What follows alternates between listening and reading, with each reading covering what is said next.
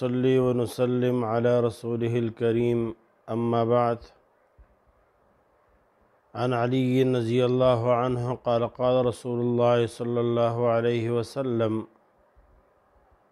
من قرأ سورة الكهف يوم الجمعة فهو معصوم إلى 8 أيام من كل فتنة تكون، فإن خرج الدجال عصم منه أو كما قال. سورة کهف دا د قرآن عظیم یو ډیر عظیم الشان د برکت صورت دی. د 15 سپارې نه شروع کیږي او د 14 سپارې په اول کې ختمیږي. د نیمې سپارې د پاسه لږ سیوا دی. فضیلت په اعتبار سره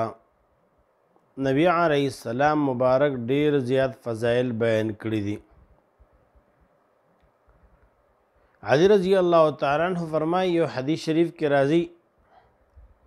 من قرأ سورة الکهف، چا چې سوره کهف وی کله وی یوم الجمعه د جمعې په ورځ باندې وی نو فهو معصوم الى 8 ایام، دا سړی تر 8 ورځو پورې تر یوې هفتې پورې د ګناه نه د فتنو نه الله جل جلاله محفوظ کوي. او بیا په بل حدیث کې لږ وروسته وضاحت هم راغلی دی: من کل فتنة تکون، که په دې 8 ورځو کې کومه فتنه اوچتیږي، کم مصیبت اوچتیږي، الله جل جلاله به دا انسان د دې سوره کهف د برکت د وجې نه محفوظ ساتي. ایو بل حدیث شریف کې راځي نبی علیه السلام مبارک فرمایي وی چا چې سوره کهف د جمعې په ورځ باندې ووي الله جل جلاله تر آینده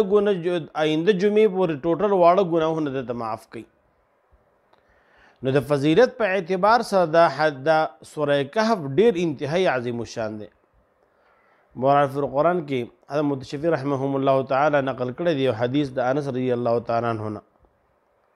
فرمایي وی سوره کهف الله جل جلاله په یو ځای را نازل کړی ټول، او چې کله الله جل جلاله سوره کهف نازله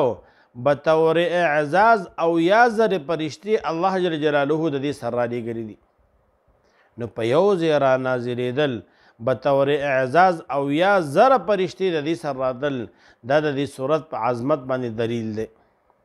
دیو جن یو بل حدیث شریف کې راځي ابو سعید الخدری رضی الله تعالی عنہ راوی دی فرمایي من قرأ سورة الکهف لیلة الجمعه، یو حدیث کې یوم الجمعه راغلی دی، یو حدیث کې لیلة الجمعه راغلی دی. محدثین فرمایي چې الله جل جلاله په امت مسلمه باندې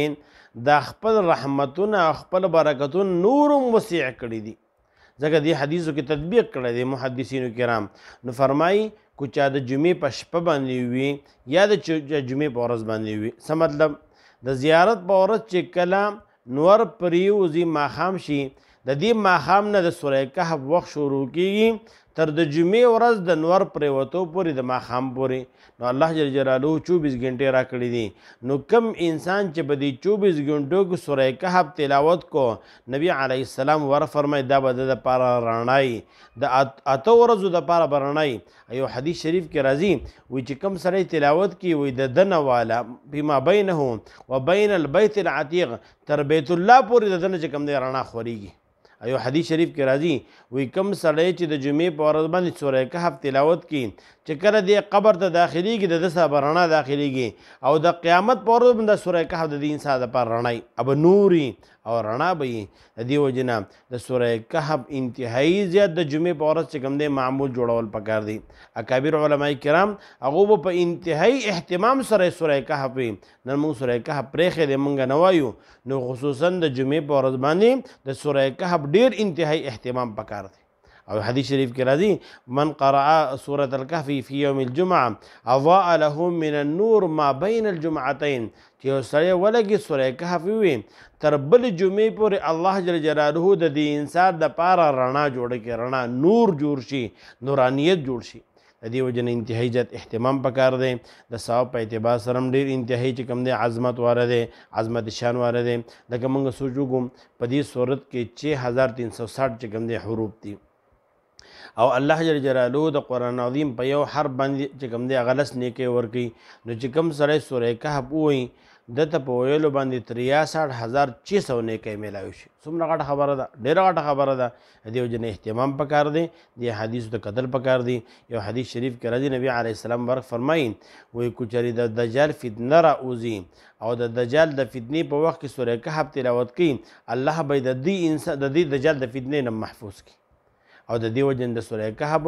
د اولینی آیتونو د اخرین آیتونو هم ډېر زیات فضایل راغلي دي زمونږ د عاملین علما کرام ډېر یو عجیبه وظیفه ښیي فرمایي وایي یو سړی دی هغه د شپې سهار مانځله نشي پاسېدی موبایل ځان ته په ټیم کړی دی موبایل اواز هم نه اوري ځان ته چې کوم دی ټیم پیس لګلی د هغې اواز هم نه اوري نور هم چې کوم دی په څه شي باندې نه پاسي وایي دله پکار دا ده چې د سوره کهف اخري 2 آیتونه د اوده کېدو په ټیم کې تلاوت کړي قل لو كان البحر مدادا لكلمات ربي لنفذ البحر قبل أن تنفذ كلمات ربي ولو جئنا بمثله مددا قل إنما أنا بشر مثلكم يوحى إلي أنما إلهكم إله واحد فمن كان يرجو لقاء ربه فليعمل عملا صالحا ولا يشرك بعبادة ربه أحدا دا 2 آیتونه تلاوت کړو او په زړه کې